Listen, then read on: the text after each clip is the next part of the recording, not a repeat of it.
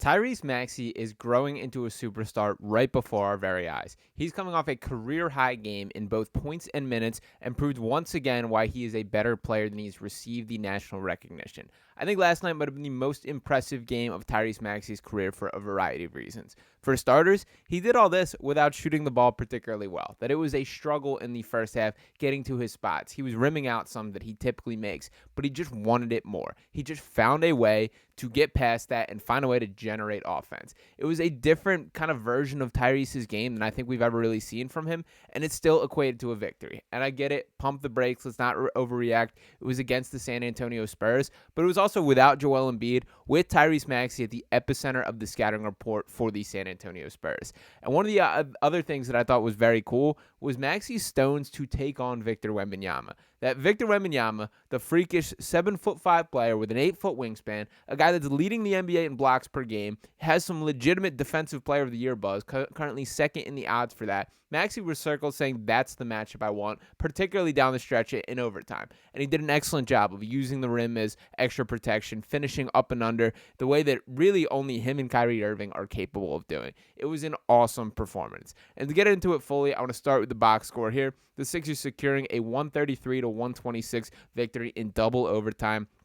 Tyrese Maxey with 52 points in his 54 minutes of play. Also had 7 assists, 5 rebounds, 2 steals, just 1 turnover on the game. He was a plus 14 in a game that the Sixers won by 7. And as I mentioned, the shooting numbers were not terrific. 19 of 41 from the field, 2 of 10 from 3. But to me, that's honestly a good thing, that he's playing through progress, that he's playing through issues. He's struggling and still finding ways to get better, to improve, to produce for this team. Shooting 2 of 10 from beyond the three-point line and still finding a way to produce 52 points, and the Sixers needed every single one of those. It was awesome. It was awesome to see. And just kind of to put in perspective how impressive this has been, that this season, this is now Tyrese Maxey's third 50-point game.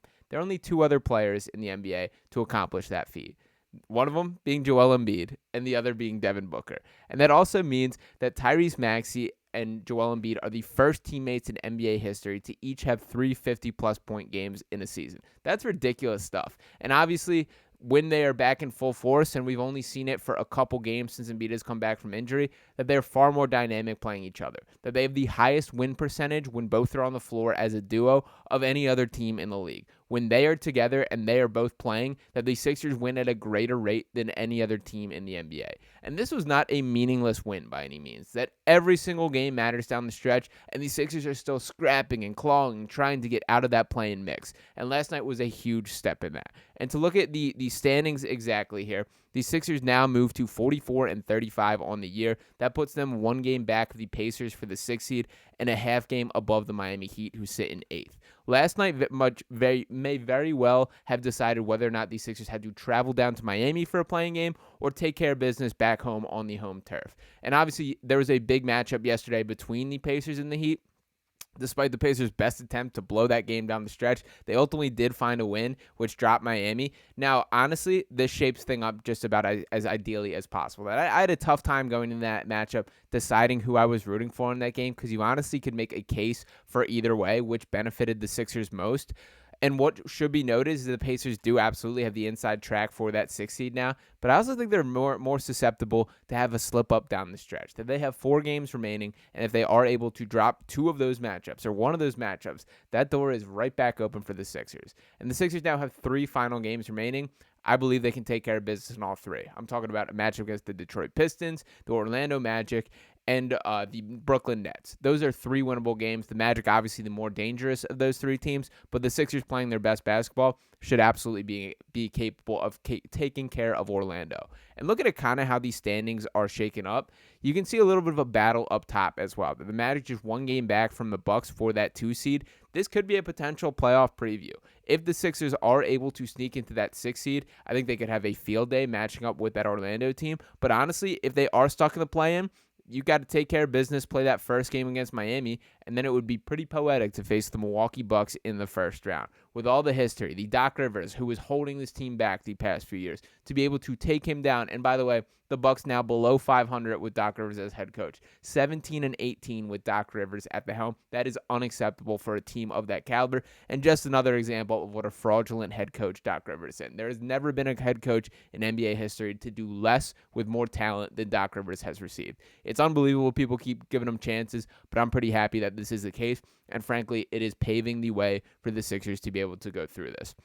And I don't want to get too ahead of ourselves diving into the standings. I mostly want to talk about why Tyrese Maxey is ready to be this number 2 option. And to talk about a little more about how special that performance was, again, I mentioned him going at Wemby. He had a cool quote after the game, Tyrese, and he talked a little bit about his experience with Wemby. And he said, quote, "I knew Wembanyama was going to be really good. He walks up to Tim Martin, which is a trainer of each of theirs, and was like, 'Hey, Tim, I want to play Tyrese one-on-one. But he wants to be on all-time defense.'" So he told the full story about this summer working out, that Maxey, very much an early bird. He has a slew of impressive trainers. Drew Hanlon, one of them. Tim Martin, another. Chris Johnson, he works with as well. I would argue Maxey probably the most impressive trainer resume of any player in the NBA. But he had the experience of training with Victor Wembanyama this summer, which definitely gave him a little bit of an inside track on this one. And by the way, Wemby, he played terrific last night as well. I don't mean any sort of hate toward his. He finished with 36 points, 18 rebounds, had 7 blocks, 6 assists, knocked down 5 3-pointers, did some really absurd stuff in that game. The dude is the real deal. There's no doubt about it. And when the rest of that roster catches up, it's going to be a scary sight. But for the moment, it was Tyrese Maxey raising up and looking like the best player on the floor. And I did think it was cool, a little game recognizes game moment for him talking about Wemby after the game. And it was clear that this game meant a lot to Maxey for a variety of reasons. I mentioned the playoff implications, the seeding that were coming into play there. This also was back in his home state of Texas, and also was at the same location where he dropped a 50 ball back in high school. And Mo Bamba made this little poster for Maxey for him to hold up, and it said, "Tyrese Maxey is the first person to score 50 in high school and NBA in the same arena." Now, I have no clue if that's actually true. I haven't been able to verify that, but it does seem like a pretty unique stat that he has the inside track on, and a cool moment overall. That Maxey's whole family was in the crowd. They tend to be at just about every Sixers game, so it's very cool what a family man that he is, but very clear that he was celebrating, an extended family there as well, taking the jersey, giving it to him, and taking care of business for a career-high game. And I'm just here to say that this is all legitimate. This is no fluke from Tyrese Maxey. We've seen tangible steps of him improving his game year in and year out. And to look at that as a whole, we remember as a rookie being held back, limited in opportunity, just 15.3 points per game, averaged 8 points, 2 assists, 1.7 rebounds, and shot just 30.1% from beyond the three-point arc in that year. Then, thanks to the Ben Simmons holdout, he received the opportunity in year 2. Thrown into the starting lineup, averaging 35.3 points per game, produced 17.5 points, 4.3 assists, 3.2 rebounds, and increased that three-point percentage to 42.7%, and then blossomed again in year 3, next to James Harden here, 20.3 points, had 3.5 assists, 2.9 rebounds, still even improved his three-point rate even further at 43.4% on 6.2 attempts per game, and this year, he's a real deal all-star. 25.9 points per game, 6.3 assists, 3.7 rebounds. His three-point percentage is slightly down on an increased volume, 37%, 8.1 per game. I would be willing to take a gamble that that number increases through the final length of the season and throughout playoffs now that Joel Embiid is back in fold and back on the floor. Embiid is pretty essential at creating some open looks for not just Tyrese, but this entire Sixers offense. And I do think that Tyrese's numbers dipped pretty significantly without Embiid there when he had to generate some tougher looks, some self-created three-pointers. Nothing to panic about. And by the way, 37%, still pretty damn good from beyond the three-point arc. So pump the brakes on any concern there. But this is a huge deal.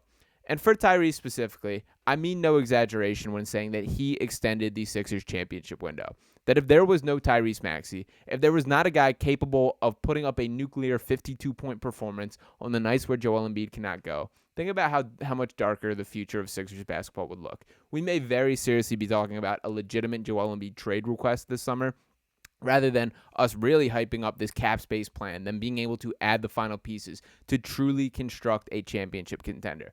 And the final reason that I just want to circle up for why that they are a championship contender. I'm even going as far as saying this year that I think that even this roster, with the limitations that they do have, with the parts kind of coming together and all the injury issues that they have had, I still think the Sixers are the second most dangerous team in the East. My personal rankings would be Boston Celtics, Philadelphia 76ers, Miami Heat, and then Milwaukee Bucks is who I think are the real deal dangerous teams in the Eastern Conference. And another reason for that in Philadelphia, it's Nick Nurse. That it was a Nick Nurse masterclass last night against San Antonio, drawing up this amazing play to free Tyrese Maxey up for the game-tying layup. Also had a play with 0.8 on the clock where he created a clean three-point look for Kelly Oubre. Kelly unfortunately rimmed out on that one, but those were two examples of him just having a finger on the pulse of what exactly this game needed. He also have to tip the hat for the decision to go to Ricky Council the fourth in the fourth quarter. Ricky played out of his mind, played incredible, and the Sixers straight up do not win that game without him.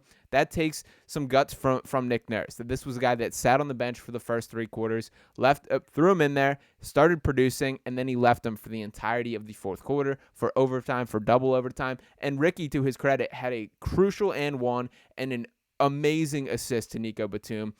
The Sixers do not win that game without Ricky Council, and Nick Nurse deserves a lot of credit for all of this decision-making. But the story is still Tyrese Maxey for the 52-point performance, for the continued growth that he's shown in his game, just continuing to add layers to his ability, a true three-level scorer, and a guy that is only getting better from here on out. I truly believe this guy is blossoming into an absolute NBA superstar. I think he deserves some more national attention for how legitimate he's become. This guy's an all-star. He's a real deal secondary option on a championship contending team, and I think a lot of people are going to find that up come playoff time. Let me know what you guys think of Tyrese Maxey's performance last night. Are you as hyped up as I am about the way this guy is elevating the Sixers roster without Joel Embiid? And anything else you got on your mind? Make sure you're smashing that subscribe button, dropping a like, and I'll be talking with you next time right here on Sixers Digest. Peace.